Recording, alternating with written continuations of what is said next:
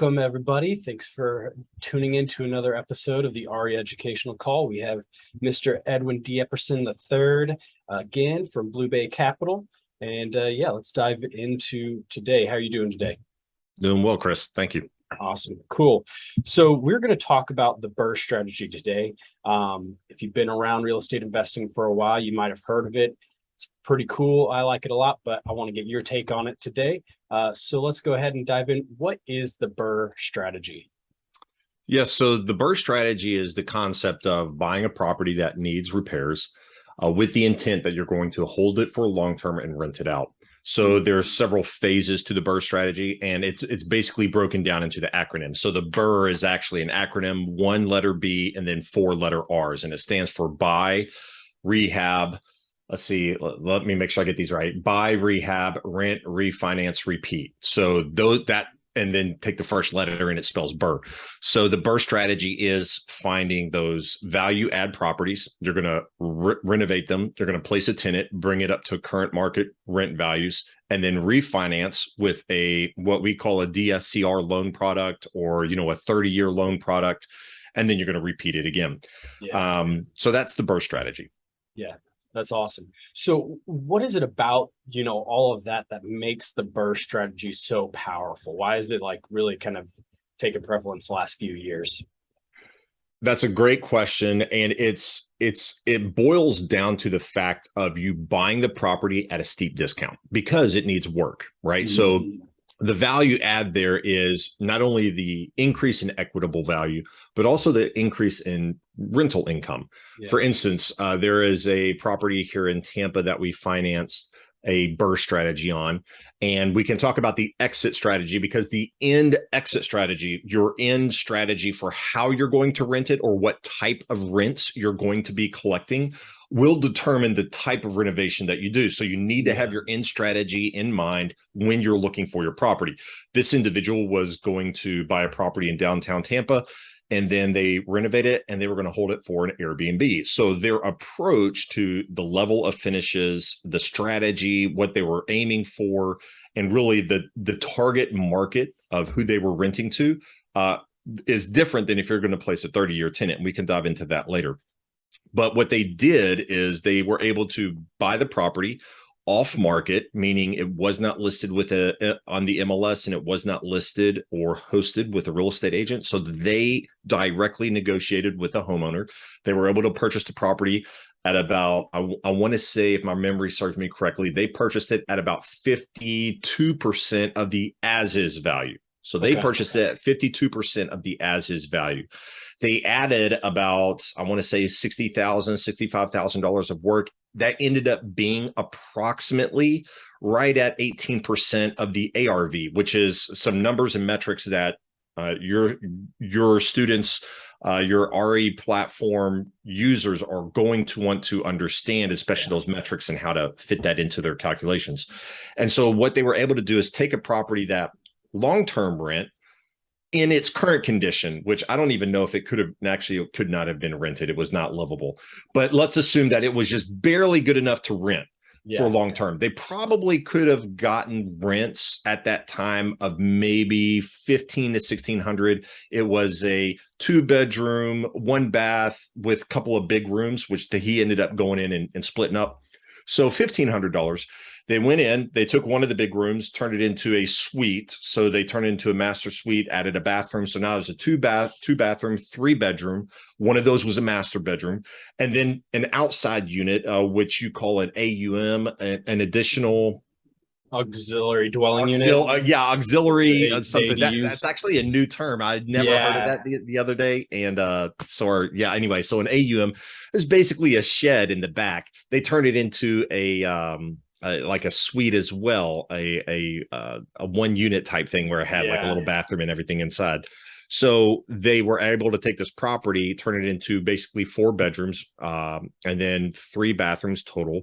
And they were able to collect, and right now it's still listed on Airbnb. They're able to collect on average every month. They're getting between $3,500 to $4,300 a month. So now that's the short term, and everybody loves a short term, but it really depends on the location, your government code. Like there's a lot to dive into if you're going to do short term. And I think too many times people like buy a property thinking that it's going to be a short term, and it's really the government red tape that prevents that from being seen. So, people investors need to do their research to make sure that the strategy that they plan on doing is a viable strategy, and it is the highest best use case strategy for their area. So that's the benefit of doing the BRRRR strategy. You're able to buy a property by repairing it. You're able to increase the equity and the rental income. Yeah, that's awesome. So how does the lending on this type of strategy work? Is there like a specific loan product that people can do, or how do they get around like all this? Like I'm doing a flip, but I'm gonna rent it out. And so I need more than just like the purchase cost, like how does that all kind of work out? So I'm going to try to keep this short and concise as well as break it down. But your investors need to realize if they're not on the financing side, in the financing world, there are multiple tiers or what we call tranches of finance available for investors. So the most common, and when your investors are looking to go get a loan for a property, whether they're looking to buy a property that's a rental, they're going to rent it out, or they're buying a property for a fix and flip or any other, those are actually two different financial products being offered on the market.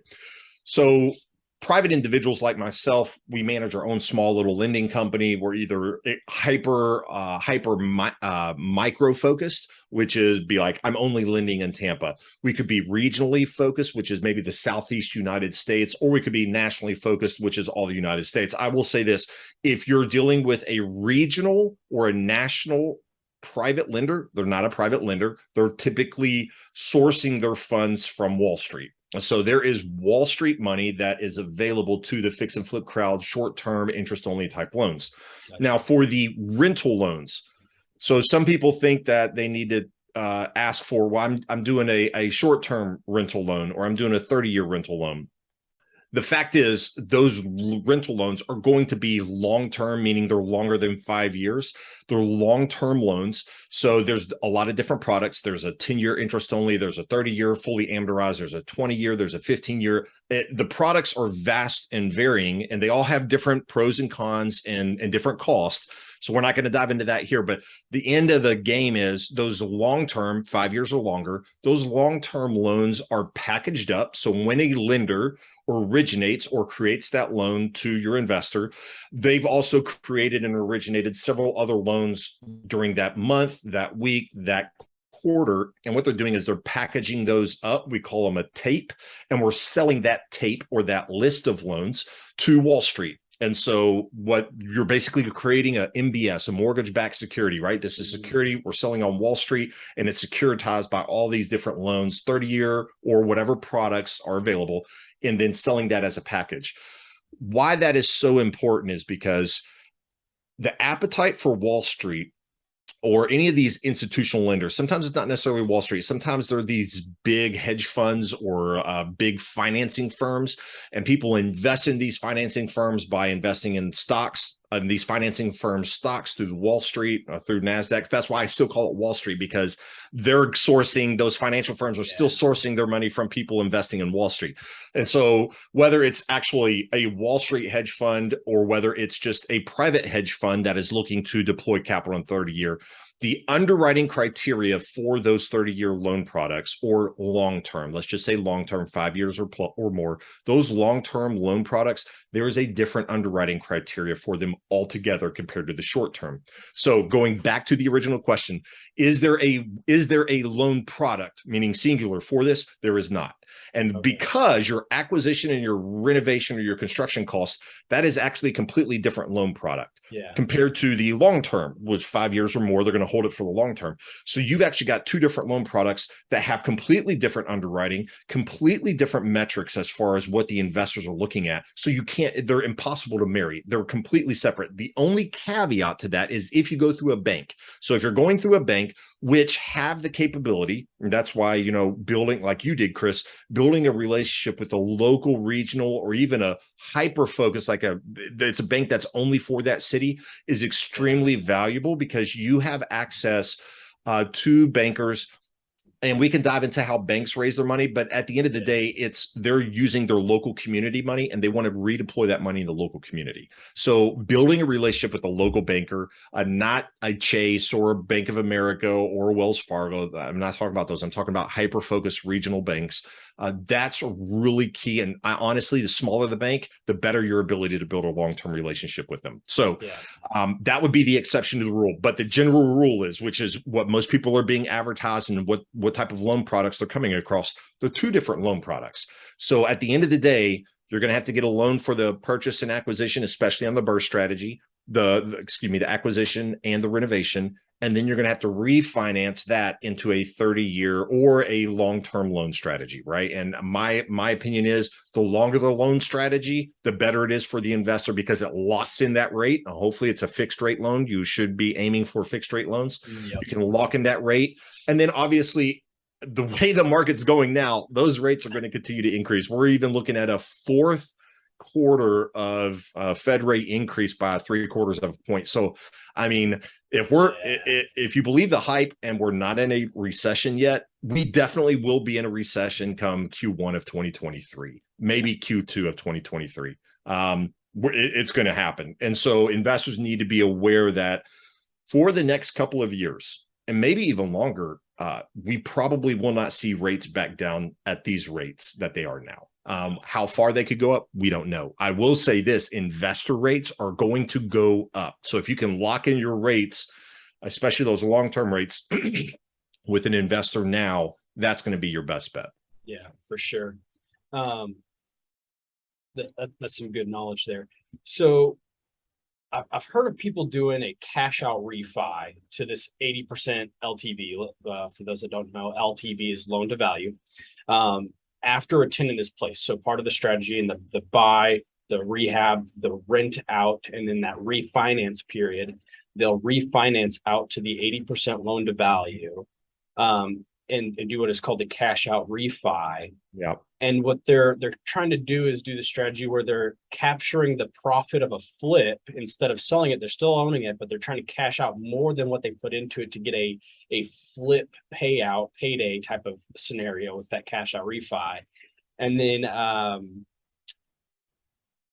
so with that strategy, would you kind of recommend this strategy, or is this like a negative point to the strategy overall when I'm like, hey, Mr. Lender, I'm looking to do this at the end of it. If I'm only at like 75%, loan to value, I want to cash out refi to 80%, pull out that 5% cash. And that's just a paycheck for me as though I had done a flip. Like, what are your thoughts as the lender on doing that part of the strategy? Oh, let's see. So and that's not a laugh like, oh, that's a ridiculous process. No, it's one that has worked, meaning past tense, for several years. The market is changing. And so speaking specifically, and we're not going to dive in unless you want to, we're not going to dive into time frames, we're not going to dive into interest rates, nothing else. We're simply talking about loan to values. So there's several levers that a lender has to mitigate risk and control risk. As a lender, when I'm looking at a loan opportunity and the borrower is bringing a project and they say, this is the property, this is what we're going to do, this is what our exit strategy is. I personally am not pulling credit. I don't care about taxes. I don't care about proof of income. I am truly an asset-based lender, underwriter. Like, I'm looking at the property and the plan for that property. This exit strategy is extremely important because I want to know at the end of the day. So there's two, let's take a side divergent. For a lender, for a investor into paper that's secured to property, there are two types of returns. And most real estate investors are focused on the ROI, the return on investment. We all have heard that acronym. However, there's another ROI. And I've broken it down into two. It's using the same type of acronym, but it's adding an extra letter in there. There's a RONI and a ROFI. Okay. A RONI is return on investment. A ROFI is a return of investment. Lenders are more concerned about the return of investment rather than the return on investment. A lender, if they're confident that they're going to get the return of investment, meaning the original principal, what they loaned, the and that the risk to them not getting that is significantly reduced, then therefore the ROI follows suit, right? Lower the risk, the lower the return, because there's a higher chance you're going to get your money back. Real estate investors are only focused on the return on investment. They want to put as little money as possible and get the highest return on that money. That's great. We call that cash on cash return. Like, that should be a very focused a percentage that real estate investors are focused on. How much cash can I put into a project and earn a return on that money that I put in the project? Yeah. Now, for the BRRRR 80% loan to value, the problem is that lenders are starting to look at the return of investment. How am I getting my investment back? And with the market changing the way it is here in late 2022, going into 23, that return of investment is looking less secure and less secure rather than just 2 years ago. Yeah. So what we had on Wall Street, when Wall Street stepped in, so let's back it up, let's say 10 years. When Brandon from BRRRR and the BRRRR community started to really push this concept of BRRRR. I mean, they've been doing this for years. Real estate investors that have been in game for decades already knew this. It just wasn't an acronym, right? So hit new world, we got to put an acronym on something. So Brandon and the BRRRR team labeled the BRRRR strategy. When they did that, you had Wall Street coming in and saying, wow, you know what? We've been lending, because Wall Street makes, like, at the end of the day, banks are getting their money from Wall Street to make these residential owner occupied 30-year loans. You know, when you go to a bank and you get a 30-year, 40-year loan product to buy a property and you're going to live in it, that's called an owner occupied loan. And those are being packaged up and sold on Wall Street. If you ever watched The Big Short, great movie, entertaining, but it's also got a lot of educational content. So I would encourage, if anybody's not watched The Big Short, Steve Carell, it's a great movie, but it's got a lot of educational content into a very surface level, but it gives you a peek behind the curtain on what's going on in the banking world. So you had Wall Street step in and start saying, wow, well, we've been lending to homeowners, but through the 08 crisis, that wasn't exactly a sure thing. But man, these investors, they're buying these properties, they're placing tenants. It's almost like that's more secure as far as guaranteeing a return than doing homeowner occupied loans, right? So you had Wall Street step in and start providing money, and they were willing to, hey, man, the economy's on a roar. We're coming back from 2008. Everything is awesome. And so they were willing to go up to 80% loan to value. So what you had is a BRRRR strategist. They were buying a property. They were putting some renovation into it. And let's just use round percentages. And I always, a private lender is always going to deal with percentages. So if you're real estate investors, ever talk to a private lender and they're talking about dollars and yet the lender is talking about percentages, just know that the real estate investor, to really make a connection, especially with somebody like me that's a private guy, I want to know about percentages. How are you looking at this as a percentage, right? Because those percentages are never, I mean, the percentages can change, but if you're focused on the percentage, you have a lot more room for error than if you're focused on a dollar amount. So anyway, you had these lenders that were coming in, they're saying, okay, this borrower, they bought the property 50% of as is value, or let's say 50% of ARV. They put, 20% of the ARV into the project. So now they've got a total of a 70% of the after repair value loan, right? Yeah. So you've got a 70% loan after repair value. And then the investor was able to go to a 30-year real estate investment lender. DSCR lender is typically what the term is called, because they're focused on the cash flow. And so they go to a DSCR lender and say, hey, listen, I'm renting this property out right now for $2,000 with your loan, taxes, insurance, my debt service coverage ratio, that's what DSCR stands for, is at a 1.3, 1.4, 1.5 or higher. And so the lenders were like, okay, well, we will provide you 80% of the ARV. So now the investor, like you mentioned, was able to pull out 80% of ARV. They pay back their first position lender that loaned them the 70% of ARV to get them to that value. And then they walk away with 10% of the ARV in cash. So they were walking away with the profit, as well as they still had title to the property. They were renting it out and cash flowing it. So that's the ideal method for BRRRR. What's changed? What's changed is the underwriting guidelines for your long-term lenders have reduced. They become more restrictive. So instead of going to 80%, they're scaling back. We're starting to see 75%, And I would propose that in the next quarter, by Q1 of 23, definitely by Q2 of 23, either the DSCR loan product is going to completely go away, or it's going to become so restrictive that you're going to have an investor taking the scenario. They've got a 70% loan of what the ARV was today. 6 months later, when they go to refinance, we're now in Q2 of 23. They go to refinance, and where they thought the property would be valued, right? The value of the property, it's now 10% less, maybe 15% less. So where they thought they had 30% of equity, now they've only got 10 or 15% equity. And the bank's going to say, okay, your ARV was here, so you thought, now it's here. We're only going to lend you 70% of that. What's going to happen for investors that are not hyper-focused on getting properties below 50%? If you're not buying a property right now, and your strategy is not, if your strategy is to hold it for a rental and your plan is to refinance, you need to be buying properties going into Q4 and Q1 of 2022, 2023. You need to be buying them no more than 50% of what the proposed ARV is. If you are, you will not be able to do a refinance. Well, you will be able to. And I just had a very hard conversation with a real estate investor and his partner yesterday. They want to do this strategy.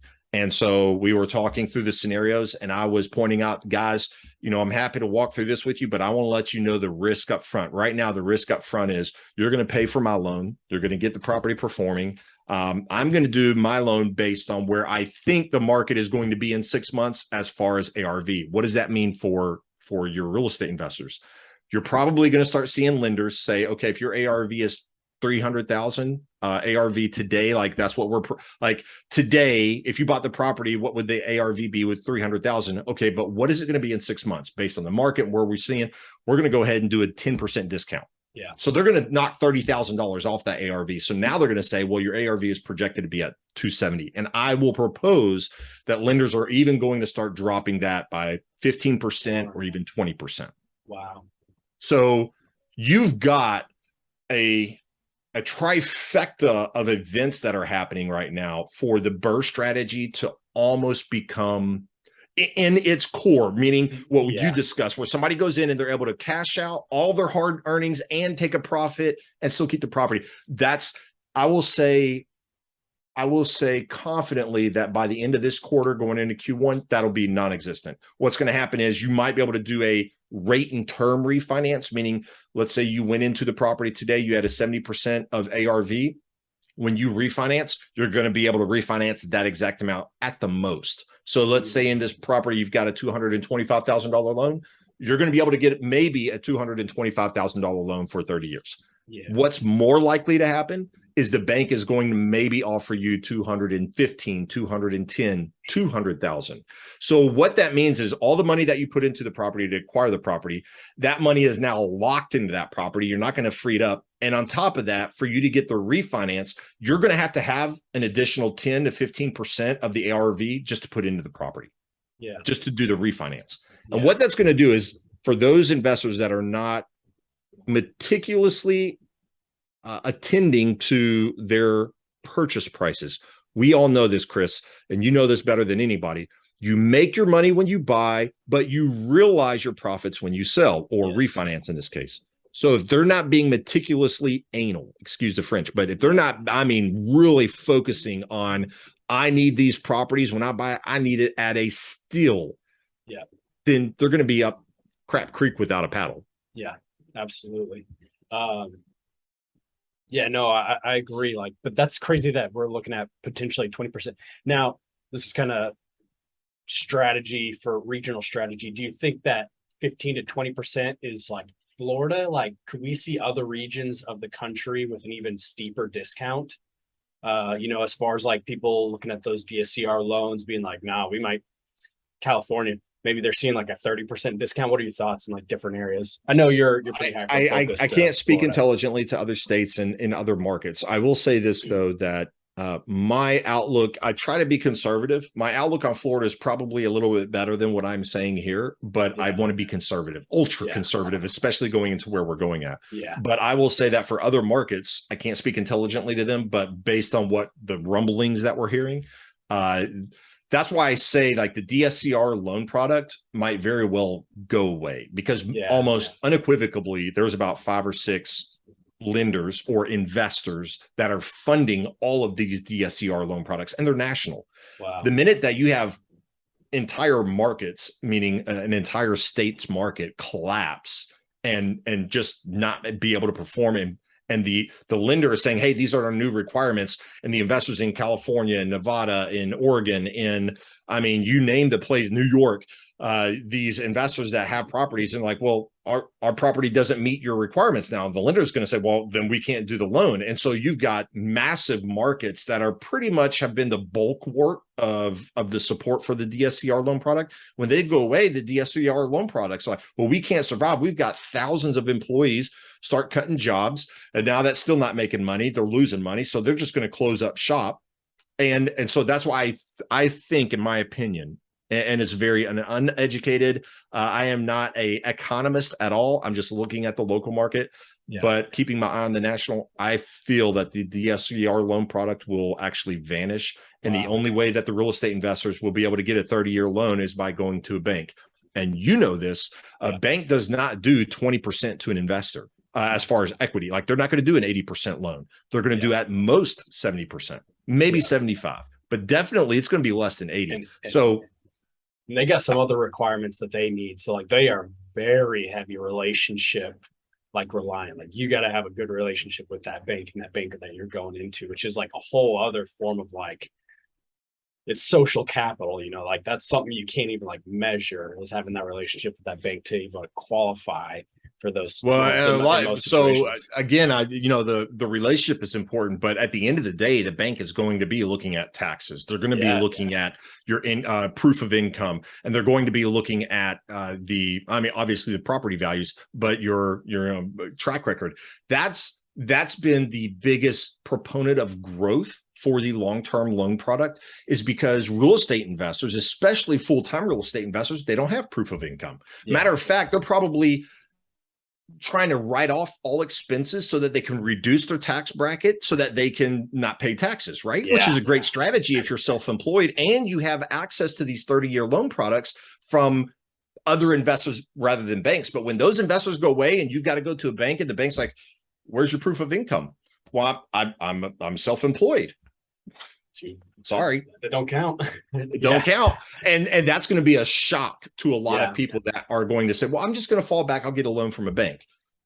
Like, a bank's going to look, they're more concerned. There's other things they're looking at besides your credit score. That's awesome. You have a 780 credit score. But if you have an annual income of $20,000 reported on your taxes, bank's not going to give you a loan regardless of the proof of your equity or your proof of rental income. They're just not. Why? Because the bank has to justify. They have to meet the regulators and their auditors. Hey, when the bank was created, they have what they call bylaws. Banks are corporations, right? So a bank has a bylaw of how they are going to manage their banking institution. And in those bylaws, it says, when we make a loan, these are what we're checking. So the relationship matters, right? Because that personal relationship with somebody, they can finagle the gray areas of that. But at the end of the day, the bank has to meet the bylaw requirements to be able to make the loan, because they're selling it to Wall Street. And Wall Street says, they look at the bank's bylaws and they say, okay, these are the requirements you're requiring to make a loan that fits our guidelines. So any of the loans that you make, we'll buy. This is what happened in 2008. Wall Street didn't care what the banks were doing, and banks weren't adhering to their underwriting guidelines. Banks were like, well, our bylaws say that we're only going to make 90%, 99%, 100% loan to values. But Wall Street was like, oh, you got another loan to sell? We'll buy it. We'll buy it. They weren't even looking at the paper. They were just like, oh, you've got paper? Okay, we'll buy it. And they were just racking them, stacking them. And the banks were like, well, we can start doing 105%. And then they started doing 110, then 120. And they realized that Wall Street just did not care. So the banks were like, free money for everybody. And that's why you have, if you watch the Big Short, you've got people that had careers that should not have been able to get a property at all, buying multiple properties. The banks were just throwing money because they knew Wall Street would buy them. That's all gone away. So Wall Street is looking at the banks and saying, what are your guidelines? Okay, are your loans meeting this? And then the Wall Street will have their auditors look at the paper, meaning the notes, the loans, and they're auditing those banks. And if the bank makes a bad loan that does not adhere to their bylaws that they created, they will no longer get money from Wall Street. So there goes an entire income stream from the bank. So I say all of that to let your investors know, you all have to be absolutely adamant you are getting properties at a deal. And that goes to say, and I want to bring this full circle, if your investors are looking for properties on the MLS, the likelihood that they're going to find a property on the MLS is next to nil. Now, they do exist. I'm not saying that deals don't exist, because they do. If you've got an on-top real estate agent and they know when a deal is coming on the market, they can try to negotiate and get that deal under contract the minute that it hits the market. But here's the fact. If you've got a property that your real estate investor thinks is a deal and it's been on the market for 30 days. Now, this is going to change as well, right? The longer that we're on, the more deals that you're going to see sitting on the market, right? Yeah. But historically speaking, meaning in the past couple of years, if a property's been on the market for 30 days and it's a deal, there's a reason it's still on the market. That means the savvy, smart investors that are sticking to their numbers, there's something that they see in that property that they don't want to touch. And so you've seen a lot of real estate investors, new real estate investors, get in trouble. Yeah, absolutely. So speaking of like kind of the criteria changing, typically when we looked at those DSCR products, while they still exist, and in the past, we've seen that banks and most people need to see a 1.25 DSCR. For those of you, it's just a ratio that states that after your NOI is 1.25 times higher than your mortgage. So you make a little bit more than what it costs to cover that mortgage is basically what that's measuring. Do you think, like, in addition to lowering that ARV to LTV to ARV, the DSCR, do you think they'll increase that DSCR ratio as well to maybe like 1.3, so 35? I think that's a great question. Now, so that's like, so just let your real estate investors think of it this way. Your DSCR is a measure of risk, right? Yeah. So the lower the DSCR, let's say a 1x DSCR, means that you're breaking even. Your taxes, insurance, and your mortgage are $1,000 a month, and you're collecting $1,000 a month in rent. Now, that's a one times DSCR. That's bad for the real estate investor, because you're just constantly going to be out of money, especially if you have a management company. There were 1 year ago, there were loan products that were offering they were offering a 30-year fixed rate loan at 0.9. Oh my gosh. Yes. So they were willing to loan on a property where the real estate investor was actually losing 10% of their monthly income just to pay taxes, insurance, and their mortgage. It's nuts. I like crazy. What you're going to see is not necessarily the maximum. What you're going to start seeing is that minimum creep up, and that's already creeped up. So now the minimum is 1.1. We're going to probably see that creep up to 1.25. And it's not going to be like 1.1 to 1.25 like you see the Fed rate increase. This is going to be a slow incremental as the Wall Street market starts to see the risk, more and more exposure to risk.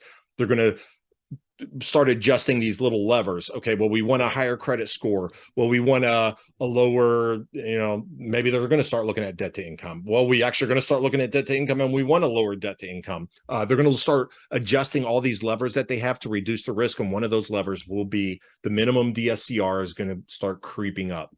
I don't imagine that it will be higher than 1.25. But again, I'm not a banker. I'm not an economist. I'm not one of those gurus sitting up there at Wall Street running crazy calculations. So who knows?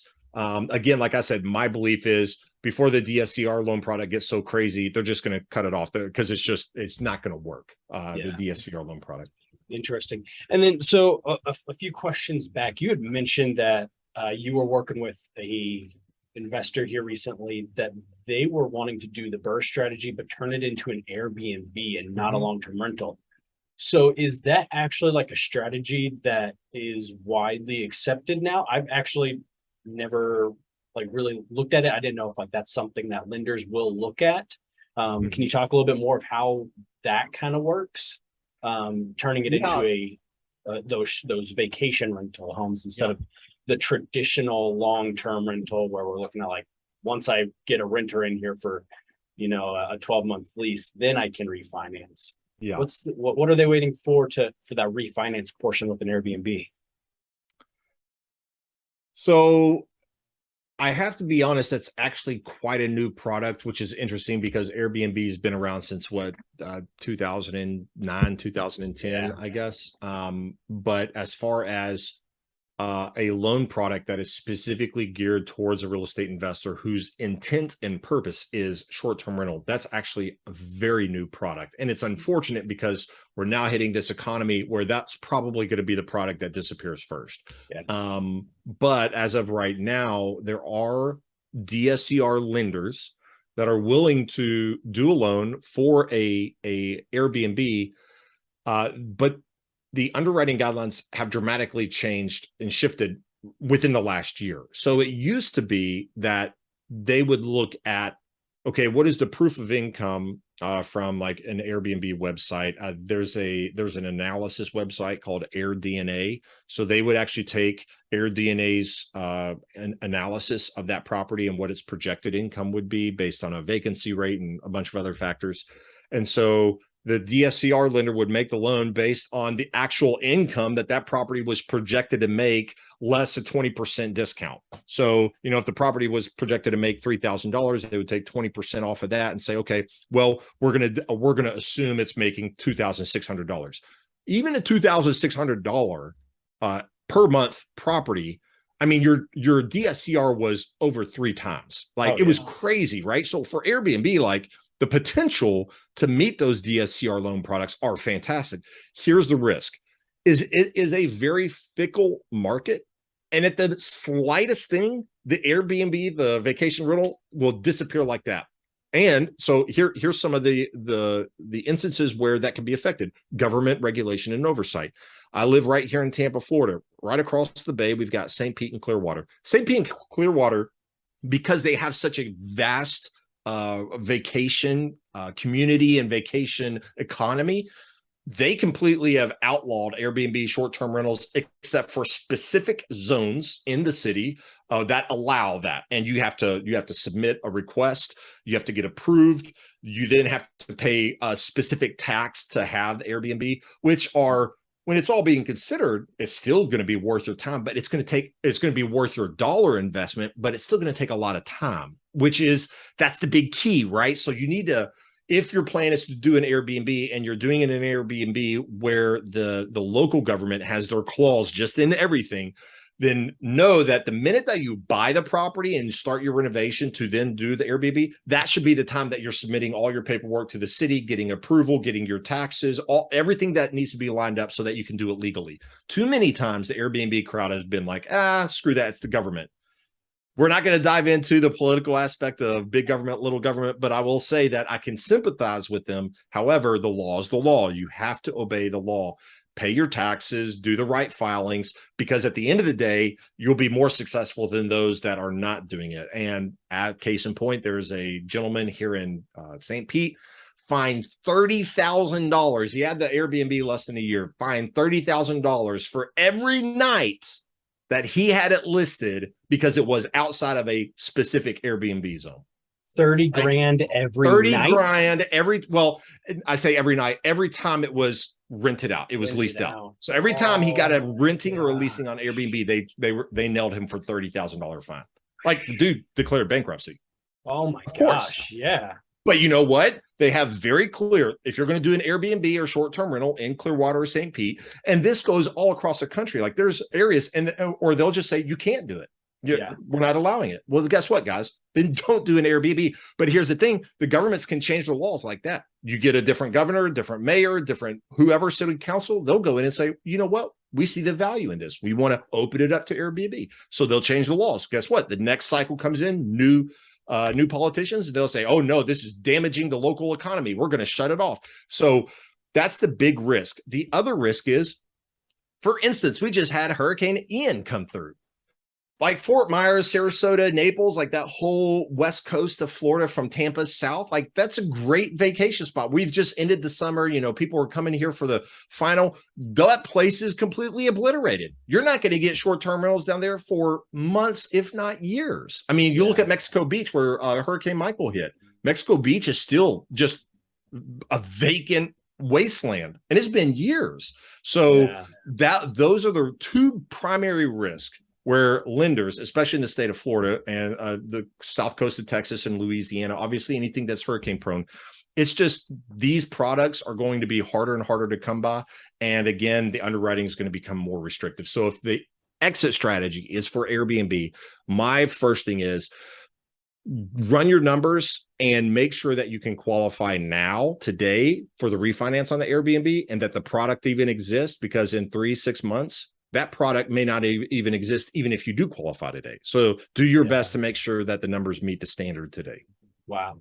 That's insane. But I think that's just about it for today. Any final thoughts on BRRRR Strategy? I know I beat a dead horse, but I'm going to beat him one more time. Make sure your real estate investors are analyzing and getting a deal when they buy. If you are caught up in the you're competing with everybody, and you're seeing this property and you're emotionally attached to that property, and you see everybody bidding on it, and man, it's just going up, I've got to get this property. Don't. There are hundreds of millions of properties throughout the United States. You can find a deal.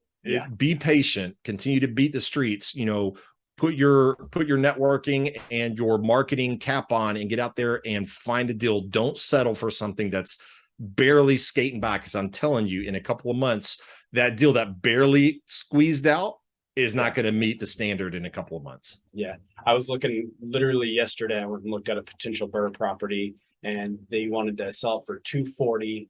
They had purchased it a year ago for $98,000, put a $20,000 roof on it, and they're trying to sell for $240. And I'm like, this place needs another $150,000 in work. Like, it was still unlivable. They just done the roof.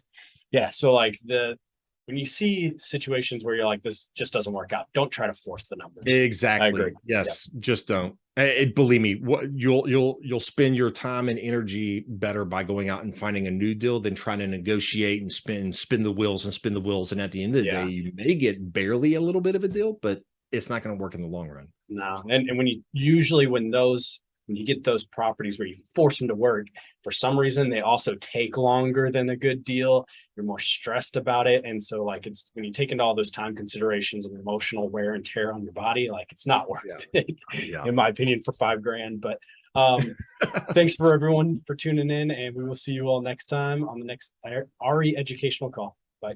Thank you, Chris.